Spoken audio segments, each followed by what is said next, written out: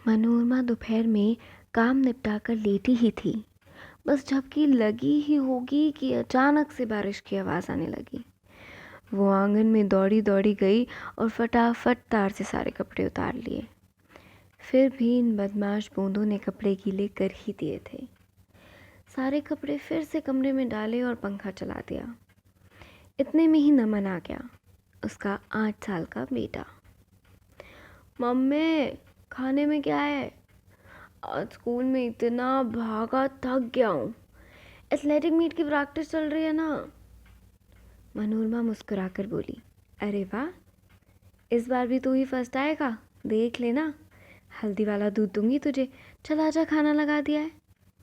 आप रहने दो माँ, पापा को बोल दिया एनर्जी ड्रिंक्स लाने को। आपको ये सब नहीं पता है। Stay out of it please. Manorama ने 8 साल के बेटे का ताना चुपचाप सुन लिया। क्या कहती वो? बाकी सबको मनोरमा को इसी तरह बातें सुनाते तो देखता है नमन। हर कोई उसे 12वीं पूरी ना कर पाने के ताने मारकर चला जाता है। रात हुई, खाना तैयार था। मनोज के आने का समय हो गया था। मनोरमा ने अपनी बड़ी बड़ी आंखों में सुरमा लगाया, आगे के बालों में हाथ मारकर उन्हें चेहरे पर गिराया, थोड़ा सा परफ्यूम लगाया और खाने की टेबल पर खाना सजा दिया। घंटी बजी। दरवाजे की नहीं, फ़ोन की। अमर का फ़ोन था। मनोरमा ने इतराते हुए कहा, आज आने का इरादा नहीं है क्या? सारा दिन ऑफिस में? डोंट टॉक सिली मनो, अमर बोला। मैं लेट आऊँगा तो मोरा नमन खाना खाकर सो जाना, कुछ इम्पोर्टेंट मीटिंग्स में हूँ। अरे सुनिए तो।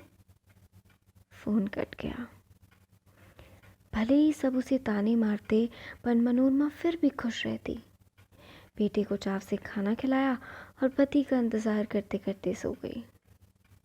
क्या हमारे समाज में औरतों के लिए बस इतनी ही इज्जत है, या उनकी नाकामयाबी के लिए यही समाज जिम्मेदार है? हेलो दोस्तों, मेरा नाम है सृष्टि और आप सुन रहे हैं सुनते हो पर कहानियाँ। उम्मीद है आपको हमारी कहानियाँ पसंद आ रही होंगी। आज की कहानी है एक हाउसवाइफ मनोरमा की। आइए देखते हैं आगे क्या हुआ। अमर घर लौटा तो मनोरमा ने यूं ही सवाल कर लिया, बड़ी देर से आया आप? खाना? बस इतने में ही अमर चिढ़कर बोला, यार तुम्हें कितनी बार बोला है, मेरे काम में इंटरफेयर मत किया करो। कैसे समझाऊं तुम्हें, क्या जानती हो तुम? मनोरमा की आंख से एक आंसू छलकते हुए चेहरे पर आ गया। अमर उसे देखकर चुप हो गया, फिर प्यार से बोला, मनो, ऑफिस में देर सवेर हो जाती है, तुम इंतज़ार मत किया करो। और तुम्हारे और नमन के लिए तो कर रहा हूँ ना इतनी मेहनत। मनोरमा ने छोटी सी मुस्कान के साथ गर्दन हिला दी। मनोरमा के आत्मसम्मान को कई बार ठेस लगती, पर अपने बच्चे के बेहतर भविष्य के लिए चुपचाप बैठ जाती। इस बार मनो को कुछ बेचैनी सी हो रही थी। अंदर से आवाज़ आने लगी जो कुछ करने को बार बार उकसा रही थी। मनोरमा के हाथों में जादू था। उसे लाख ताने पड़े पर उसके बनाए खाने की तारीफ किए बिना रह जाए, ऐसा किसी के लिए भी मुश्किल था। बाजार से सब्जी लाते हुए उसे एक पोस्टर दिखा, स्टेट लेवल कुकिंग कंपटीशन।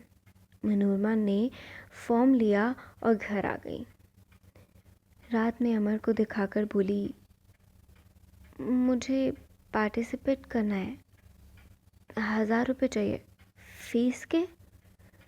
ये सब बेकार की बातें हैं मनु, कुछ नहीं होता, विनर्स भी फिक्स्ड होते हैं।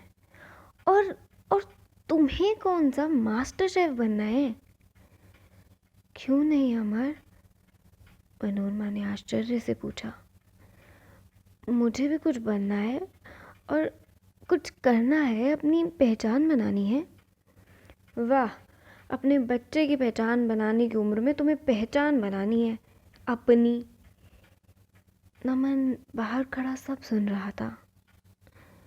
नमन कमरे के भीतर आया, अपनी मिट्टी की गुल्लक पकड़ मन्नू से बोला, 500-600 होंगे इसमें मम्मी। और कुछ सेविंग्स तो आपके पास भी होगी। मुझे अपनी मम्मी को मास्टर शेफ़ बनाना है। मनोरमा की आंखों से खुशी के आंसू बहने लगे और अमर की आंखें शर्मिंदगी से झुक गईं। और कहानियों के लिए सुनते रहिए, सुनते हो।